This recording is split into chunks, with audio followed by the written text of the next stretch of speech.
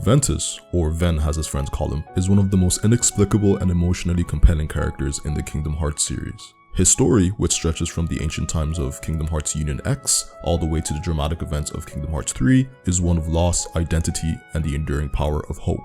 Ventus' journey is not just a battle between light and darkness, but a personal struggle to reclaim his heart and to understand where he truly belongs. Ventus' name is derived from the Latin word for wind, a fitting symbol of the character whose presence often feels light, but yet carries with it the power to shift the tides of fate. Like the wind, Ventus moves freely and is drawn towards his friends, with his heart always guiding him. His personality reflects this as he is open, kind-hearted, and deeply loyal. But beneath that gentleness lies a core of strength and determination. He may seem fragile, but Ventus' heart has proven to be one of the strongest in the series, capable of enduring trials that would break most. His story begins long before Birth by Sleep, where we learn that Ventus was once part of an ancient Keyblade legacy in Kingdom Hearts Union X. His early connection to the ancient wielders establishes him as a key figure in the Kingdom Hearts lore, bridging the gap between the past and the present, although much of his memory in this era remains buried deep within his heart.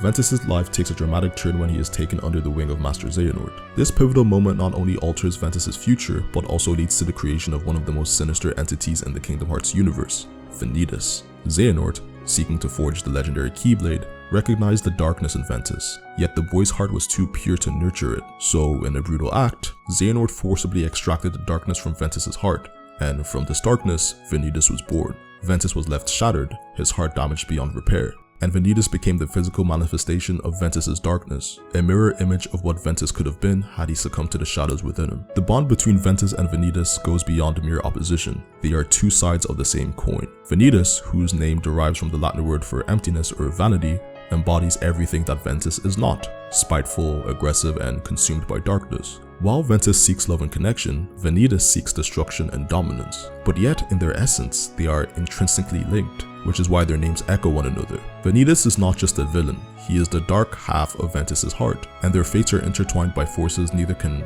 really fully escape.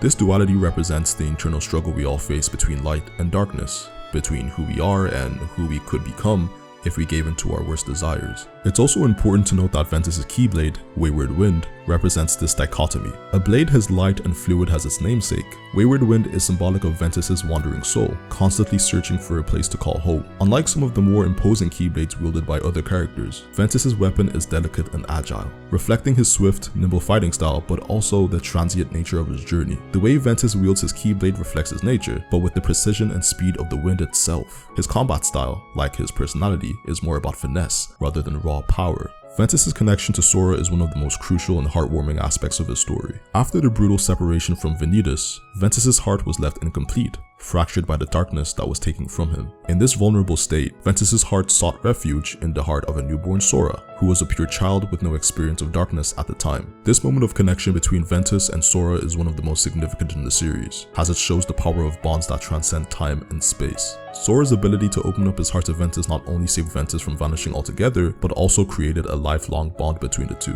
one that would eventually play a key role in the final battles against the forces of darkness. Ventus' journey in Kingdom Hearts Birth by Sleep is defined by his relationship with his two best friends, Terra and Aqua.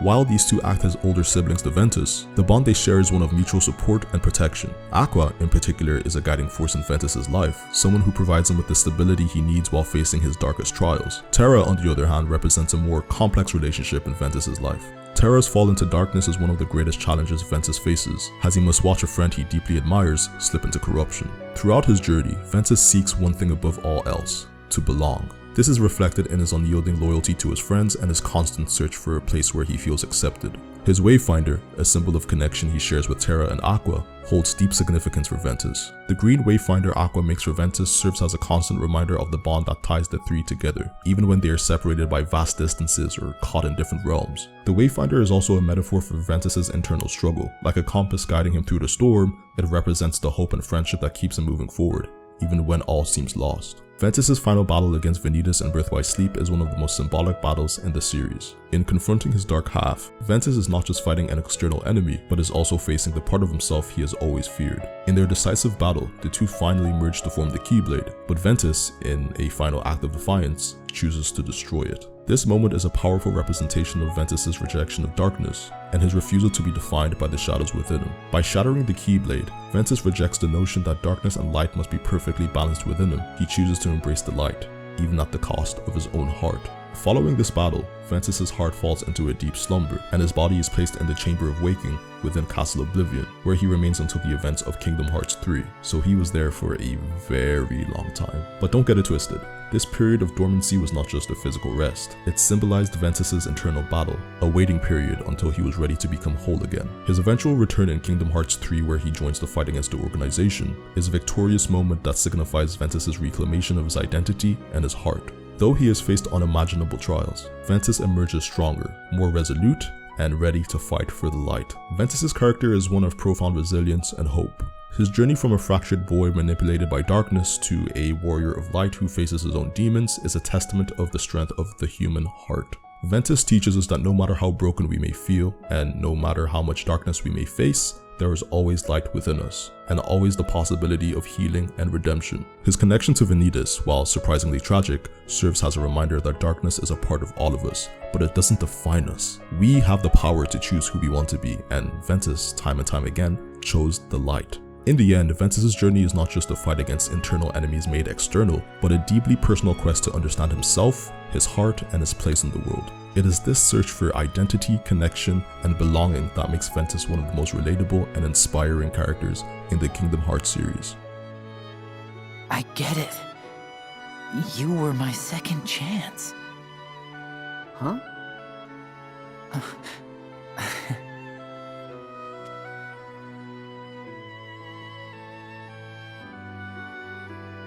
Call me Ven.